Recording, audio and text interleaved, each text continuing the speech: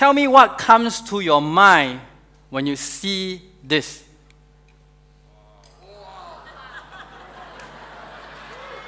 Okay, I understand. This is the best I can do. Okay? But just imagine with me if you are standing in the place, breathing in the cold air. And then when you lift up your eyes and your head, and this is what you see in the skyline. That is wow. Not wow. Okay? This is true because God made our mind in a very special way. We see things actually in 3Ds. We learn things in 3Ds. So 2Ds books not good. So you must go there and experience that and let it sink into you. What if you see this when you stand on a mountaintop and you breathe in? This is New Zealand. Okay. I don't want to try this already. Okay, this is the wow. What if you see this? This one, only the husband who was with the wife in the delivery room will this wow. Yeah, the wife will not have any more energy left by then already. Yeah, but this is not my son, by the way. If you think this is my son, this is not my son. This is what happens when I was in the delivery and watching my children born. It's like unbelievable. It's really unbelievable. A life that comes true from nothing. And it's all God's creation. And in all these things, when we see, one word that fills our mind is this word, wow. Wow. God's creation. How about Jesus? Do you know when Jesus was here on earth, people were literally wowed by him.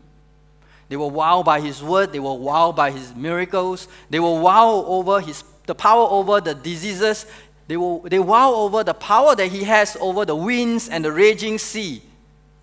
They wow over his power over death, over demons, and even over devil. Just if you think that was just not enough, can you imagine with me, even if Jesus stands still, don't do anything and don't say anything, people also go, wow. Let me prove to you.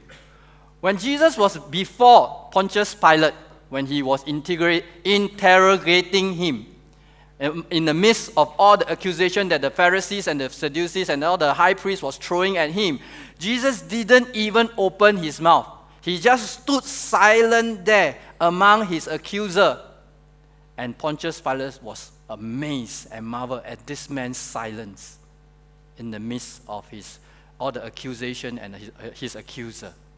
So even when Jesus doesn't even want to do anything, people wow at him. No one has ever spoken the way Jesus spoke. No one has ever acted the way Jesus acted. No one has ever displayed divine knowledge to the extent that Jesus did. No one ever displayed supernatural wisdom to the degree that Jesus did. Everybody was wowed by Jesus, and I mean everybody. Because he is the Son of God, and there's no surprise there. But what if I tell you this morning that Jesus was wow? Jesus actually wow as something here on earth. Now you may say, Pastor Andrew, wait. Theologically, it's not correct. Huh? God is all-knowing, nothing should surprise him. He should know already. How would he say wow?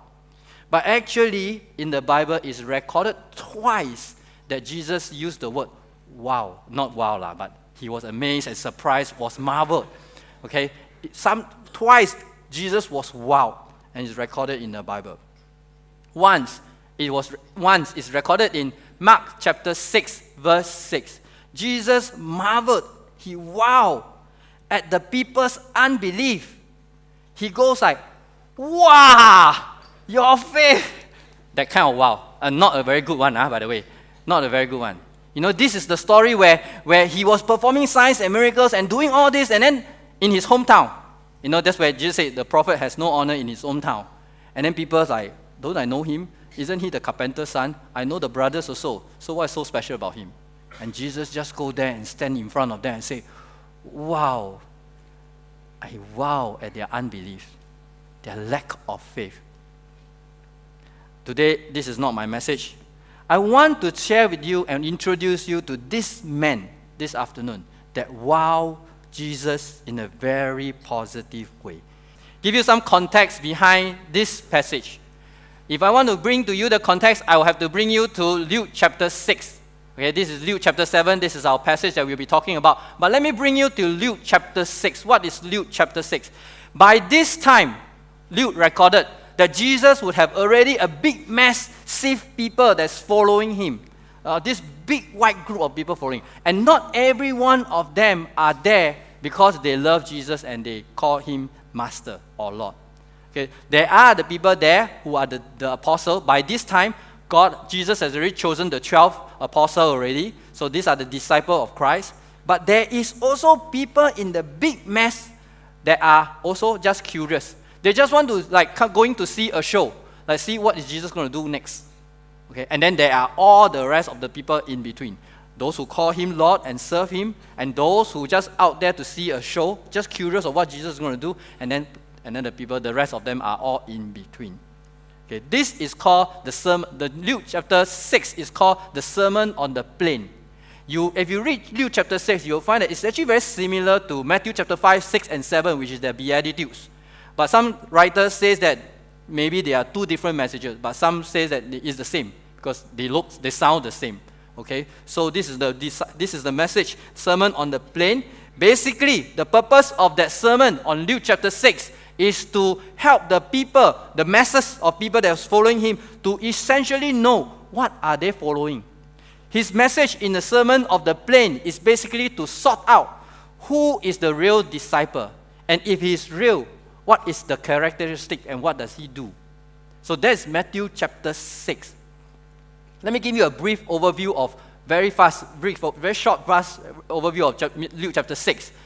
Verse 12, verse 16, the call of the 12 disciples. Verse 17, verse 19, this is the setting where this is held and who are these people. Verse 20, verse 26, he talks about the character of a real disciple. This is the part where it sounds very similar to Matthew chapter 5, where blessed are the poor, the hungry, the weeping, and blessed are the persecuted. This is not talking about their physical state, but their spiritual state. Their spiritual state when they are poor, they are hungry, and they are weeping, and they are persecuted. And woe are those who are otherwise. And then he goes down to the practice. How does a real disciple look like? What do they do in actual life?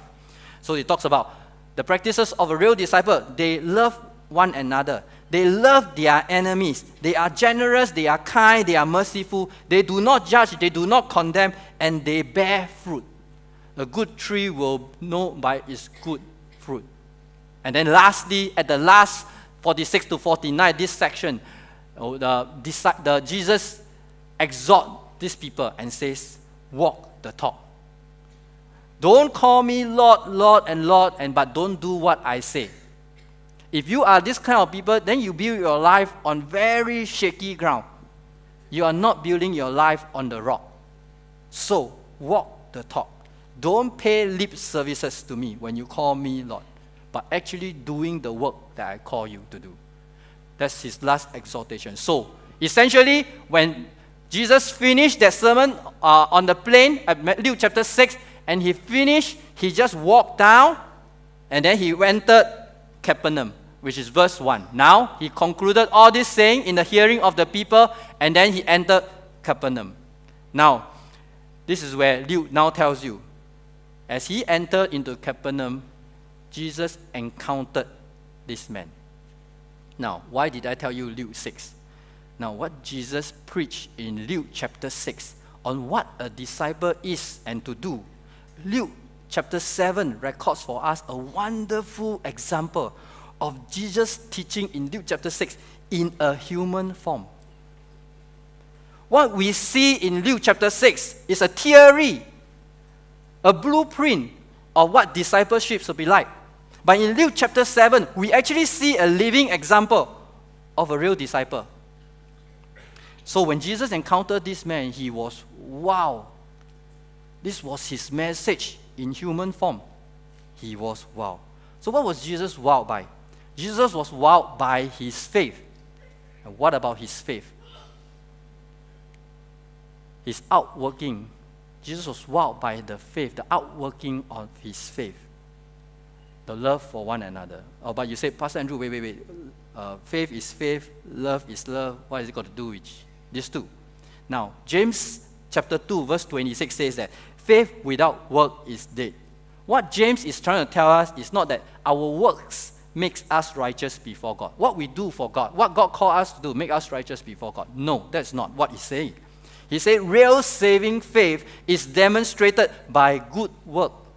Works are not the cause of our salvation, but the evidence of our salvation. So, let's talk about his outworking of his faith, of this centurion's faith. Let's talk about first his love for his servant. And a certain centurion, verse 2, and a certain centurion servant who was dear to him was sick and ready to die. Now, some translation use the word slave, but some translation use the word servant, but they mean the same thing. You know, slaves, or you call servant, in Jesus' time is a nobody. Listen to what some of these scholars, some of these philosophers, of these Roman and Greek philosophers in Jesus' time described slaves.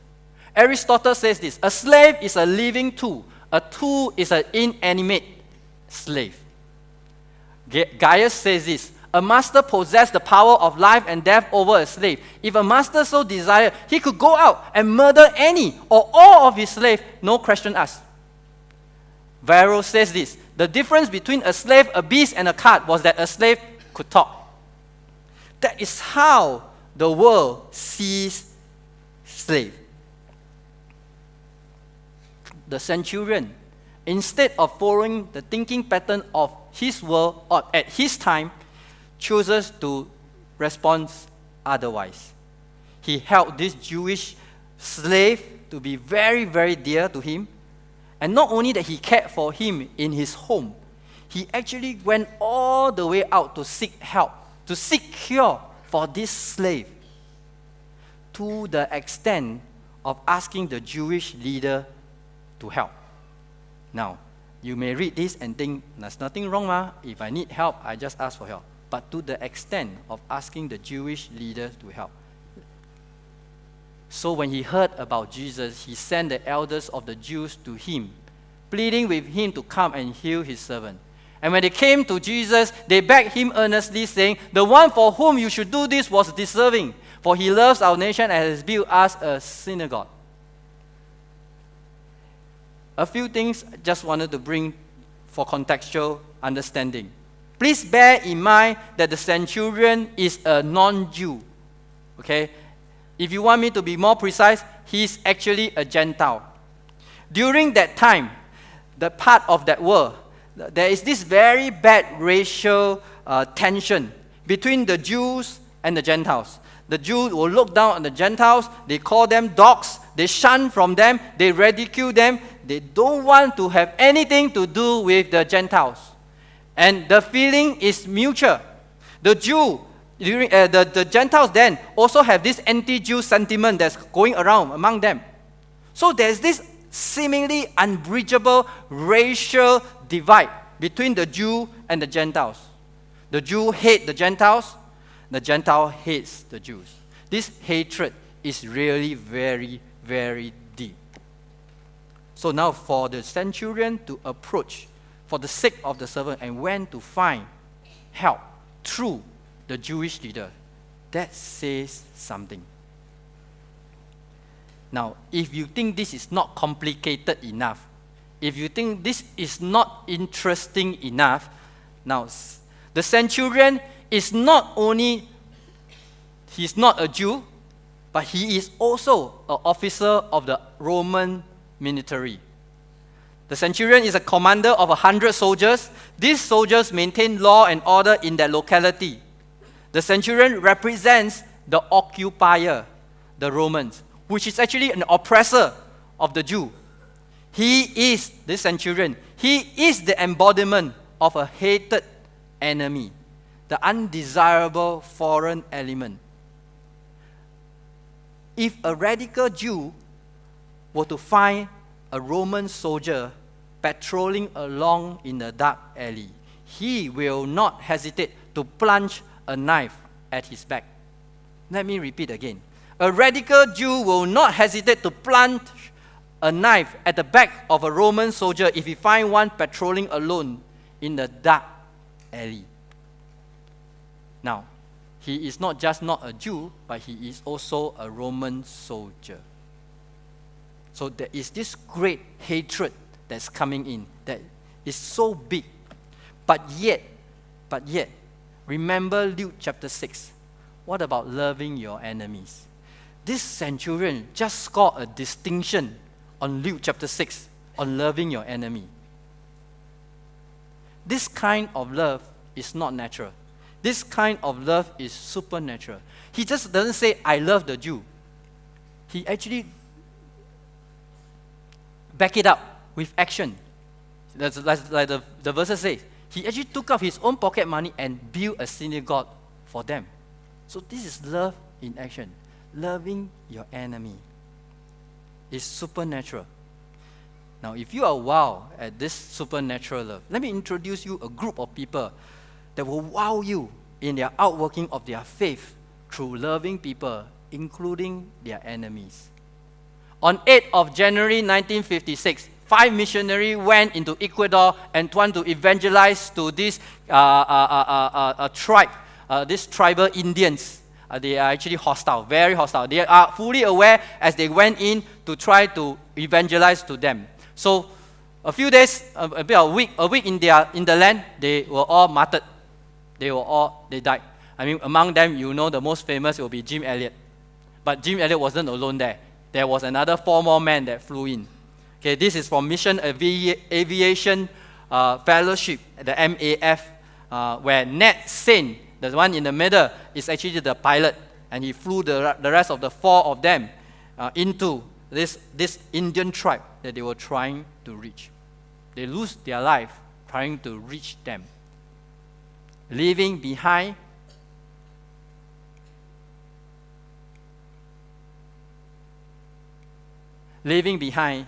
their wives and their children. 5 of them. And if you think this is where story ends, you wait for this part. 16 months later, these very wives with their children went into the same place, ministering to the same people that killed their husband. Now, how is that for you? You wow at the kind of love that they have. Can you imagine the very people that the husband wanted to reach out to killed their husband, left them widowed, left the children orphaned, and yet 16 months later after the incident, the 4 of the wives, actually all 5 of them want to go in, but one of them can't. So she remained in the US praying and helping them with the logistics. But the other 4 widows went in, stay with them, live with them, teach them, share Christ with them, to the very people who killed their husband. Talk about loving your enemies. This kind of supernatural love can only come from someone who has experienced God's love. And then from him or from her, this loving is giving to those, loving those who cannot reciprocate, loving those who are their enemies by doing good for them.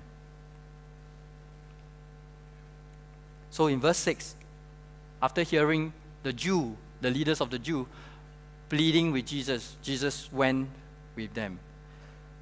I don't think Jesus go with them on the way to see the centurion because he was curious and just want to check him out, to see if this man is really worthy of what the Jews describe him to be. The Bible didn't give us any reason, so we don't want to speculate too much. But one thing can I present to you, I'm very sure, is that because Jesus doesn't do anything on his own without instruction from his Father, and God responds to faith. We see this verse, God responds to faith, many time and time over in our Bible. When we read the Bible, God responds to faith. So this trip to the centurion house is not a, oh, by the way, detour kind of thing. No, it was very intentional because God responds to faith. So think about when you hear Christians saying words like, God help those who help themselves. Think again.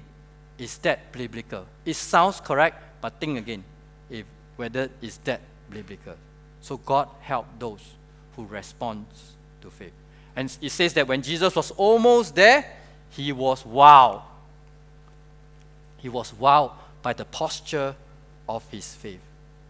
And when he was already not far from the house, verse 6, the centurion sent friends to him, saying to him, Lord, do not trouble yourself, for I am unworthy that you should enter my roof. Therefore, I did not even think myself worthy to come to you, but say the word, and my servants will be healed.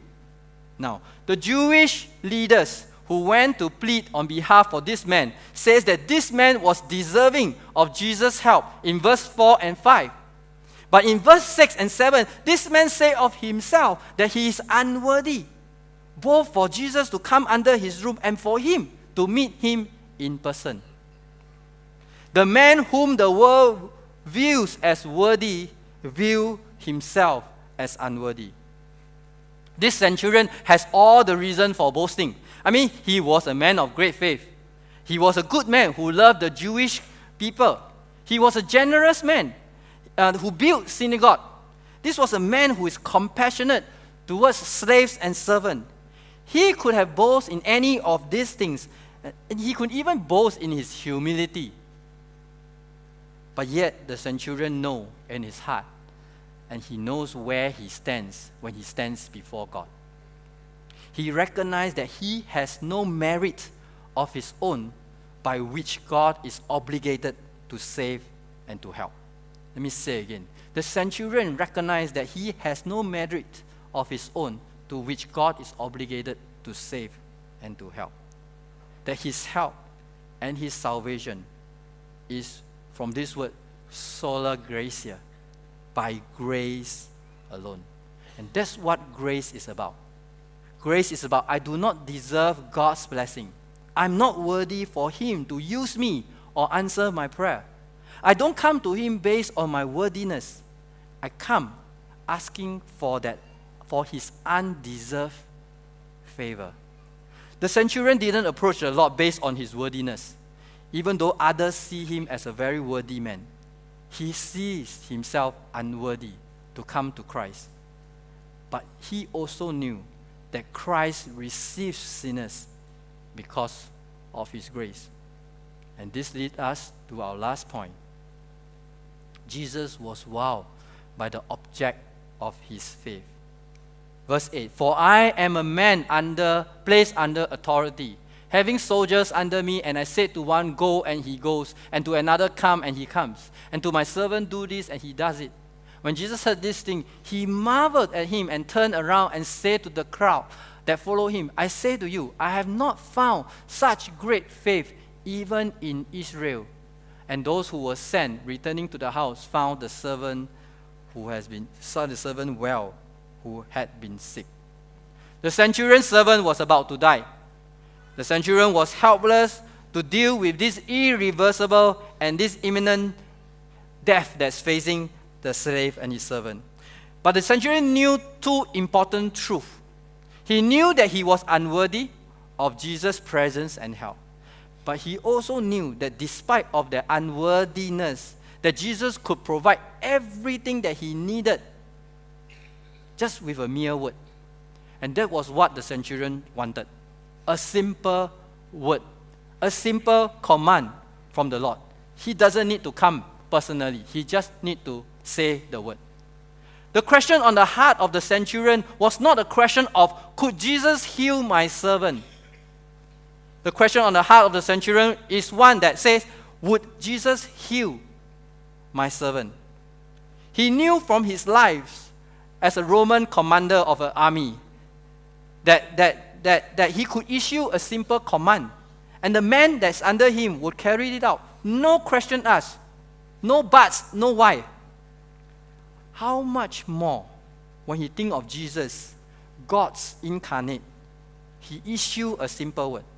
Because he recognized that since everything is under the authority of God, that simple word would be as good as done. That is the faith that he has.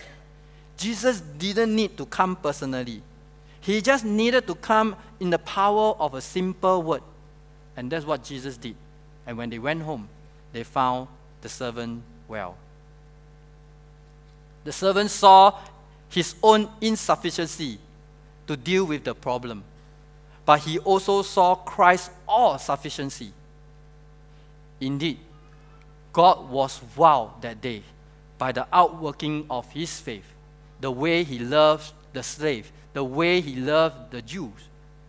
God was wowed at the posture of his faith and how he come before God, his humility before God. And God was wowed at the object of his faith, that he believes and his trust in God is in his absolute authority and power. I can think of another man that will also make you go wow. George Muller, whose faith in God trusted God to support more than 10,000 orphans as the director of the Ashley Down Orphanage in Bristol, England. And he also provided Christian education to over 120,000 children in the 117 schools he established. Now, I already struggling with 3 kids. He deals with 10,000 orphans and 120,000 children in 117 schools. During his 66 years of ministry, he pastored the same church. In that 66 years of ministry, the biography, the people who wrote his biography says that he has never asked anyone for money. Never. He never asked the millions of dollars for the orphanage. He prayed for the millions of dollars for the orphanage. He has never asked anyone for money. He has never took a salary. He has no loans. He has no debts. He has never held a fundraising event. This is the kind of man that God uses, who recognized, and what his biography, the author of the biography says, this nothing is more marked in George Muller to the very day of his death than this, that he looked so to God and leaned on God that he felt himself to be nothing and God to be everything. 66 years in ministry. Never shared about the ministry need. He just prayed directly to God. And God provided every dollar and every cent for the orphanage and for the school for the 66 years that he was in charge. That is the proper focus of a servant of Christ. To be an effective servant of Christ, we are called to have the exalted view of Jesus, that he is Lord of all, powerful to save. But we also at the same time need to have a very lowly view of ourselves, that I am an unworthy servant. But God uses an unworthy servant who trusts in his grace so that God can use all of us to bring his salvation to others. God is the great I am. This statement. Understand, God is the great I am. God is not the great I was. God is the great I am. And I am is in the present tense. For when we face with challenge, which many of us will, because Jesus says already, in this world you will have trials. We can either say to God or say to the situation, I cannot do anything. And then you just stop there and you just drop everything. Or you can say, I can do all things through Christ who strengthens me. Philippians chapter 4 verse 13. And cry out to him for his grace to empower us to work. This is a lesson for us believers. And this lesson will be one that we'll be learning all the way through our lives. We can have all the faith, but without the grace of God, we can do nothing. You know, I often experience in preparing messages like this. You know, I come to a point where I cannot get the flow of the message already. The message is not gelling, and I'm under time constraint. Yesterday at 5 o'clock is the deadline. If the message doesn't come out, I'll have to stand here, tell a joke, or sing a song. And I really seriously don't think that everybody come to do the 2 hours to hear me tell a joke or sing a song. But this is the part about it.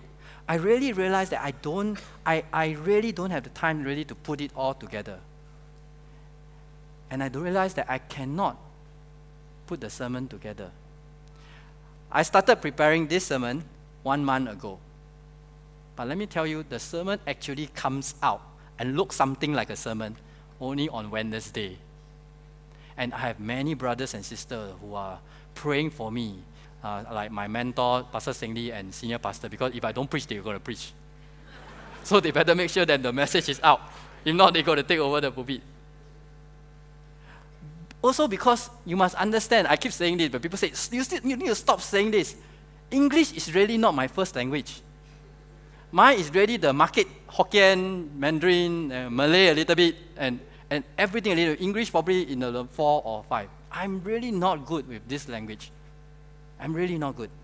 So I struggle to sometimes find words. I struggle to find clarity. I struggle to find the focus, because I'm a person that don't have order one. And my mind runs everywhere. So I struggle sometimes when it comes to, so I don't know one time why I still promise senior pastor that I will speak. But one thing I know, but at the end of the message, like by the end at 1 o'clock, I will know that I'm blessed, because I learn the most. So maybe because of that, I still carry on saying yes to senior pastor. So I call out to him in my weakness, in my confusion, in my loss, and he always answer me. And I'm always amazed when my transcript, my messages is on the table. I always amazed. I say, this is not me. God, if you know where, actually I wanted to print and show you my PSLE scores and my O-level, I got N-level cert, I got O-level cert. I actually want to print it out and show you that it's really by the grace of God. It's really by the grace of God. Now, before my children come, Jesse and me, we both do a lot of mission trip, and we always like to go back to China, Kunming, because of Dr. Lai Yong's work. And so we go back there quite often, and we knew some of the people there. So one day, Dr. Lai Yong calls me and want to introduce me this young lady doctor who has just converted, embraced Christianity, and gave up her profession as a doctor, because she does a lot of abortion in China. So she gave it up. She thinks that this is not of God. So she gave it up, and she went into NGO. So Dr. Lai Yong wanted to send her to Singapore for a month to understand the culture, the social services, and all the NGOs, how they work. So she came. So Dr. Lai Yong said, can you do me a favor? Can you host her, pick her from the airport, drop her at the hotel? That's it. I don't need to do anything. Then for the next 20 over days, she just move around on her own meetings. She has already scheduled out. All you need to do is, at the end of the last few days, just catch up with her, buy her a good meal, then send her back to the airport. Then that's it. I said, sure, no problem. So as a good Singaporean host, I will pick her, then drop her at the airport. I've never seen her for the last 20 over there. I don't know where she go.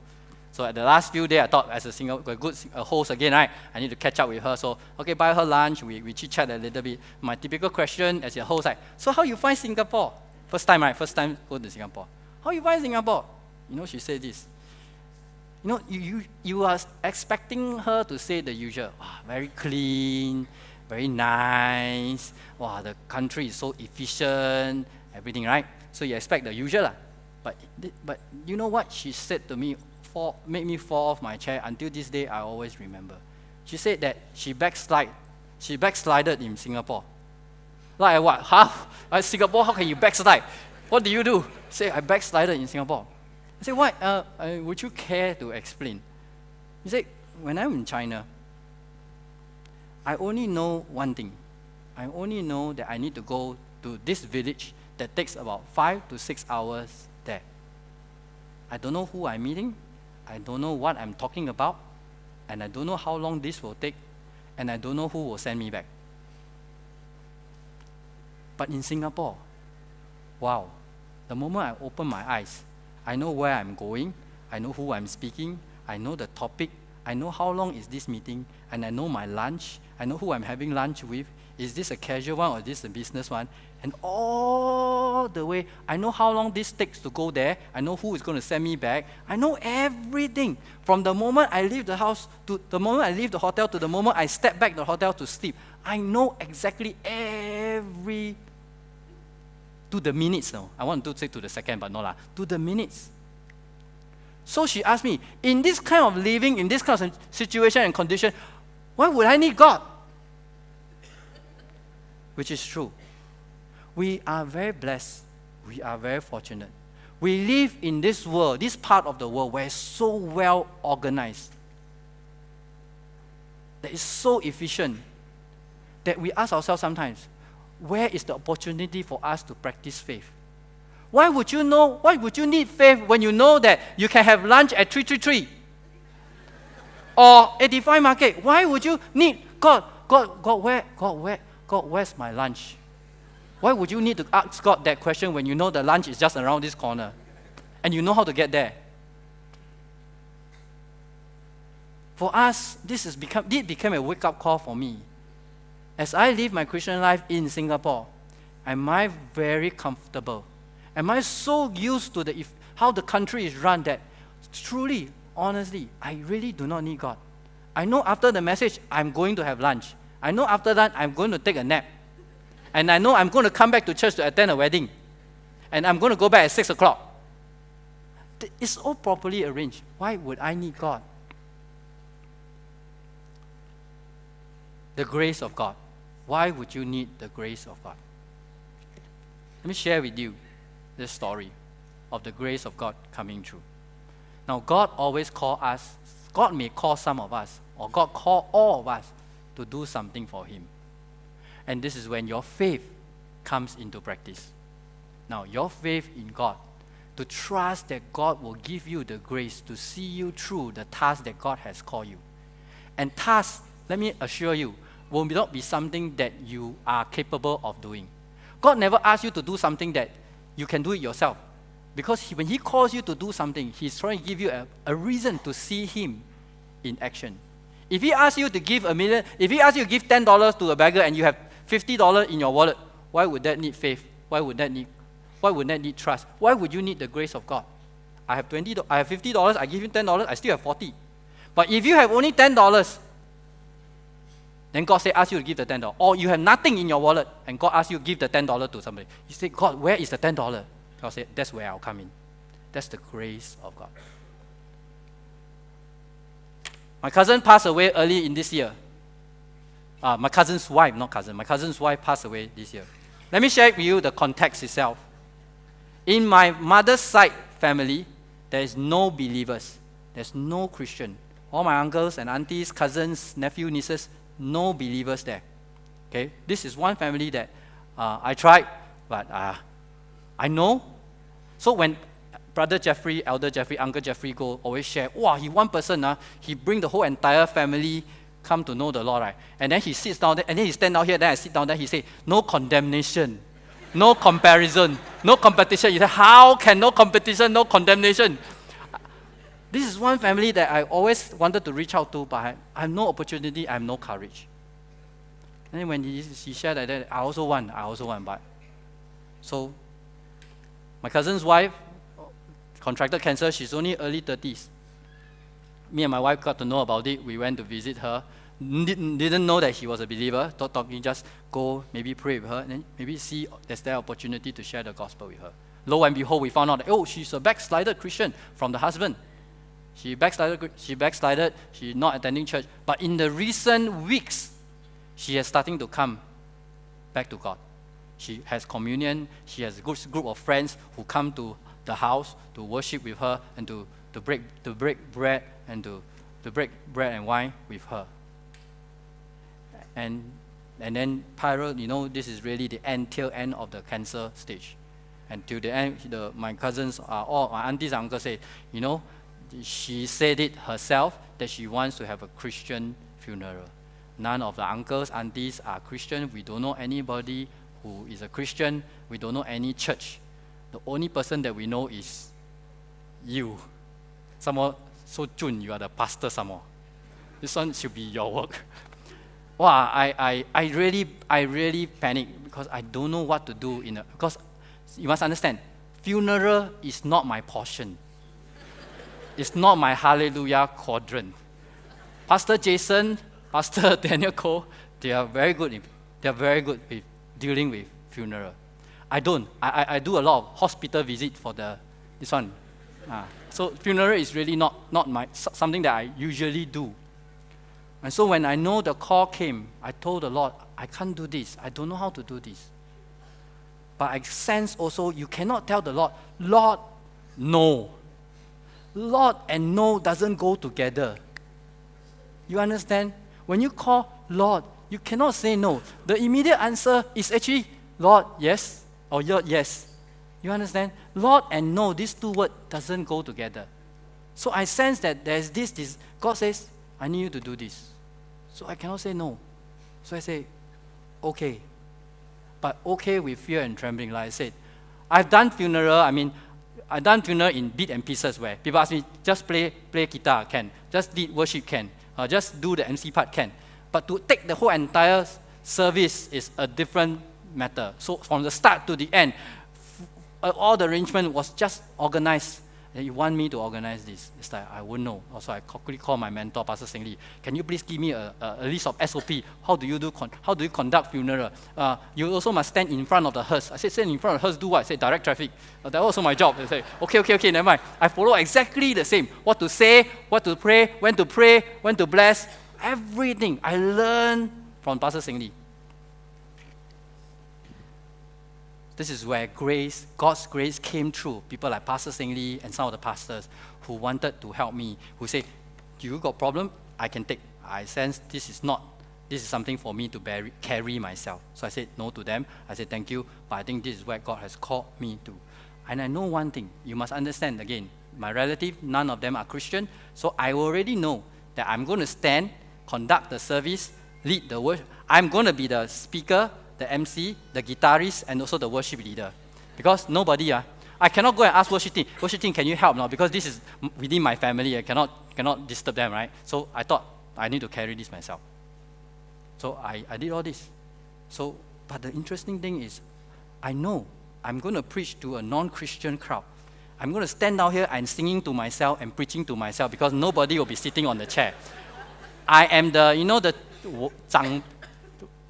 长辈, 我是晚辈, I'm the junior. They are all my uncles and aunties and my parents are also there. So no one want to hear a young guy like me, where they are younger, more junior. They won't. So I know that it's going to be an empty hall. I know when I start only, everybody is going to go and play their mahjong, play their card, mingle with their friends, and they're not going to sit down there and listen to this young punk talking about death. You still got a long way to go. Yeah. So Pastor Seng Lee, my mentor says, you text to a group of people and says that I need you to be there for the funeral to support me, just to be my audience. Yeah. So I said, don't disturb you. He said, no, just text. When I text this message out, I have almost 20 people who comes for the 3 days regularly. The grace of God. So, no, don't clap. So when they found out that when they were there, they found out, oh, I'm playing guitar. They said, oh, I'll play guitar for you. They said, you're supposed to lead worship. Don't worry, I'll lead worship for you. Don't worry, if nobody sing, we will sing very loud. Yeah. So God provided everything that I needed for the funeral. The grace of God came through. Now, if you think this is the best, wait. Still got more to come. God always amazes you more than you can imagine. One of the reasons why I hesitated to take the funeral is because I promised my son that I will accompany him on this school trip to the zoo. And if I say yes to the funeral, this same thing falls on the cremation day. And the last thing, you ask my wife, the last thing I want to do is to disappoint my son or any of my children. And that's the last thing. And I struggle. I say, God, how now? And then I say, when he goes on this trip, we actually already signed the consent form that we are going, but last minute we had to pull out because of this funeral. And I'll tell myself, the reason I go with him so that he can, I can take care of him, that he can have somebody to talk to along the whole school trip. But if he goes with other kids, with other parents, most of the parents will be just interested in taking care of their own kids. They will go talk to your kids and take care of him. Then he will be tagging along somebody's parent and that kind of thing, and he will feel, it will not be something very wonderful for him, this trip. But 7, he goes to school at 7. He reaches school at 7. At 7:45, one of my neighbor, not a believer, one of my neighbor sent me this picture. Sent to my mobile phone this picture. And with a text saying, oh, I happen to know that this is your son. Because I asked where he stays, and he said, hey, we are in the same neighborhood. I happen to know this is your son, and this is my daughter. Anyway, don't worry, I heard that you last minute had to pull out. I will take care of your son for the entire trip. When you look after God's business, God will look after your business. I was bursting with joy. I said, God, all these small things, you even want to answer this and make my heart feel so much joy that I'm not in this alone. And if you think this is the end of the story, not yet. By the time we hit the end of the funeral, everything is done. My uncle came to me and says, anyway, this is a little token for you, you must keep.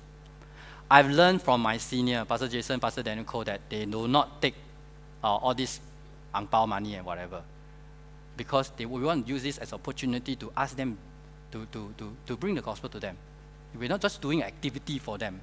And we really want to go out and reach out to them.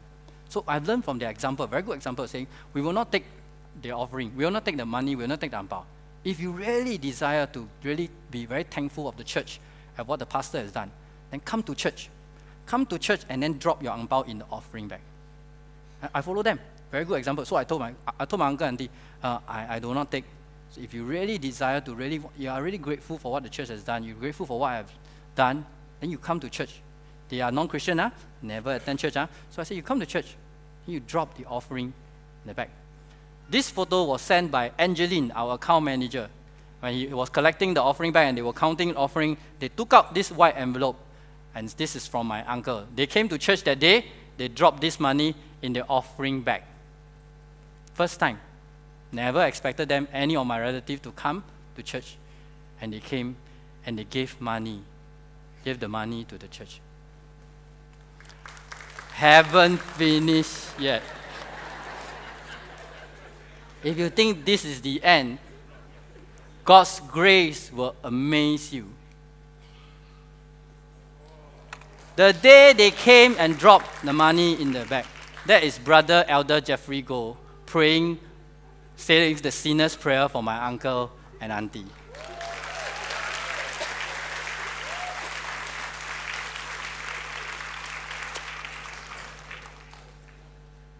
God's favor towards are unworthy. God's beloved on the undeserving. That is the definition of grace. This grace is an essential, important part of God's character. In His grace, God is willing to forgive us and to bless us abundantly. In spite of the fact that we don't deserve to be treated so well or dealt with so generously. The gospel message is a good news about God's grace. It is important to know what grace is, and we constantly seek to have an understanding and a good view of what God's grace does in our life. To fully understand grace, we need to consider who we were without Christ and who we have become with Christ. We were born in sin. We were guilty of breaking God's every law. We were enemies of God, deserving of death. We were the unrighteous one, and without any means of justifying ourselves. We were spiritually blind, unclean, and dead and destitute. Our soul were in serious trouble. We were actually on the way to eternal condemnation. That is us before we have Christ or before we knew Christ. And then came grace.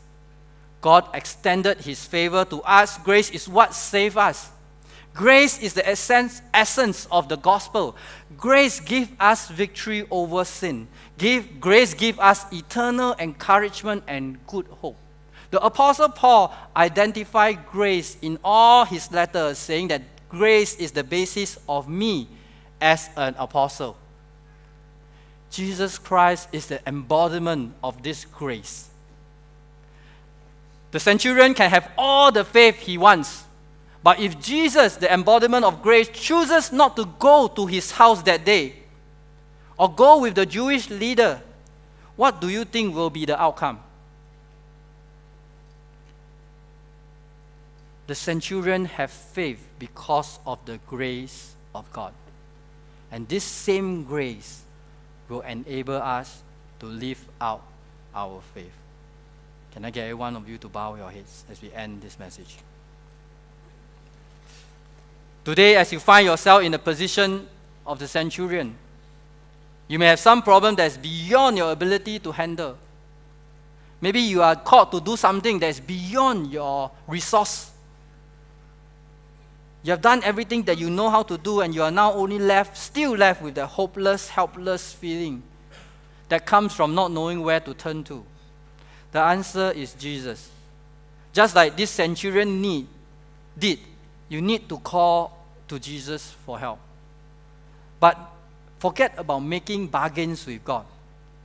We all need to come to Him today in a humble recognition of our needs. Admit to Him that we cannot handle our problems and our challenges anymore. Admit to Him that He alone is able. While we are unworthy of His goodness, we can appeal to Him based on the basis of His goodness. Will we put our faith in Him today? Will we recognize the absolute authority of Christ and His ability to handle and to solve our problem? Will you call to Him for help? Will Jesus be wowed by our faith this day? Will our faith cause Him to marvel?